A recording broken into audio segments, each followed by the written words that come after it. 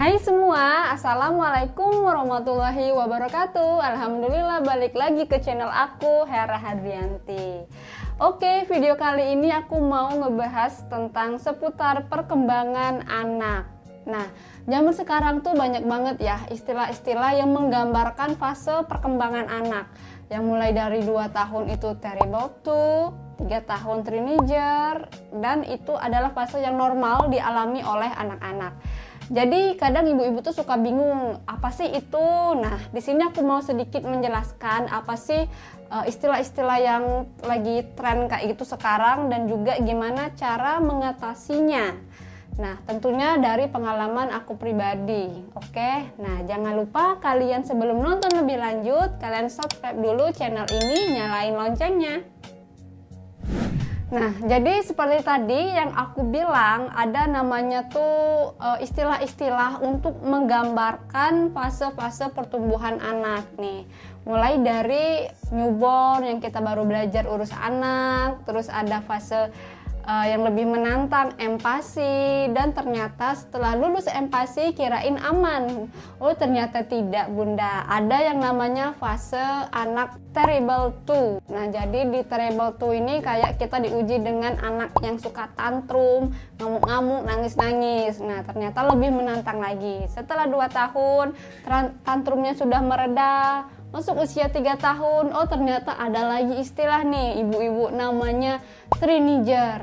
Apa sih teenager itu? Jadi teenager adalah fase perkembangan anak yang menggambarkan fase perkembangan anak umur 3 tahun yang sikapnya ini seperti remaja 13 tahun. Seperti apa tuh sifatnya? Sifatnya itu seperti keras kepala, kemudian udah bisa debat pendapat, terus juga suka meledak-meledak emosinya, suka semaunya aja. Nih anak yang ibu-ibu yang punya anak 3 tahun pasti udah lekat banget nih sama sifat-sifat anak yang kayak gini. Nah, jadi di sini aku mau sedikit sharing dan juga kasih tips ke kalian gimana sih menghadapi sikap dan sifat anak di umur 3 tahun ini. Karena 3 tahun biasanya ngomongnya udah lancar, pengetahuan juga udah lumayan, kosakatanya udah banyak, udah bisa menyambungkan kalimat kayak gitu kan.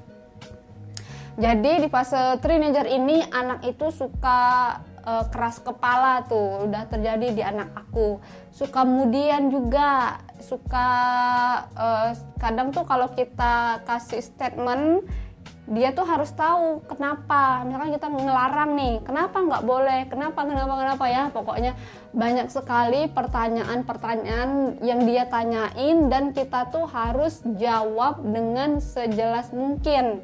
Karena itu adalah fase yang sangat bagus pada anak, normal sekali. Itu juga bisa untuk pertumbuhan baiknya dia, berarti kayak gitu kan. Nah, kalau aku pribadi nih menghadapi anak di teenager ini yang suka keras kepala, yang suka kemudian suka meledak-meledak nih emosinya. Kalau aku pribadi sebenarnya kita tuh menghadapinya kayak cukup santai.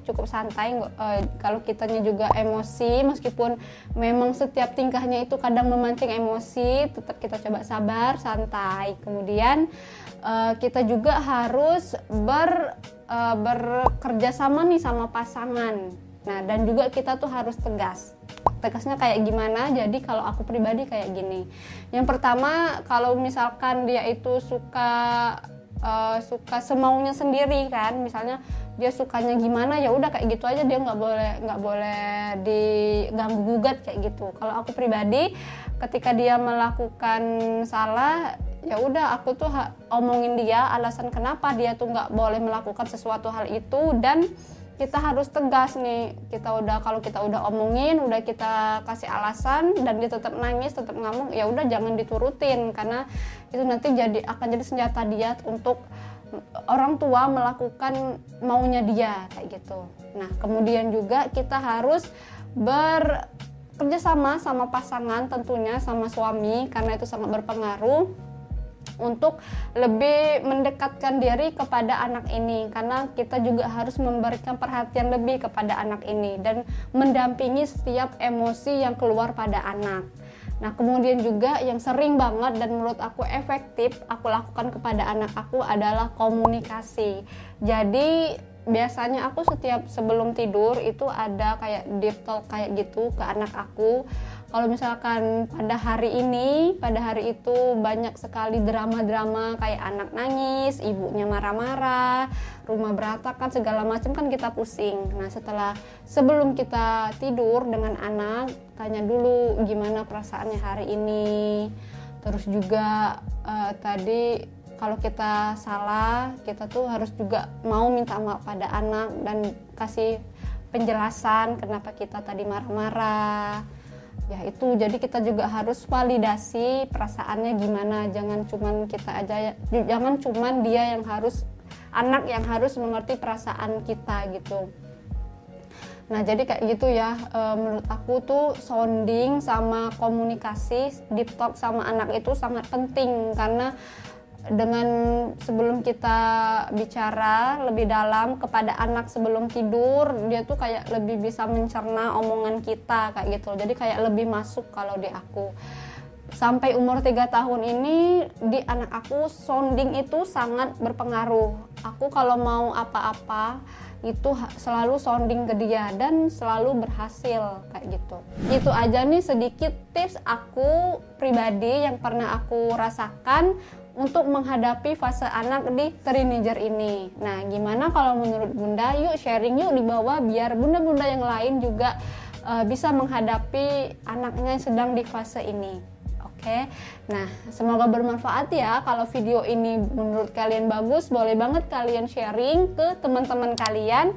Jangan lupa kalian subscribe. Sampai jumpa di video aku selanjutnya. Wassalamualaikum warahmatullahi wabarakatuh.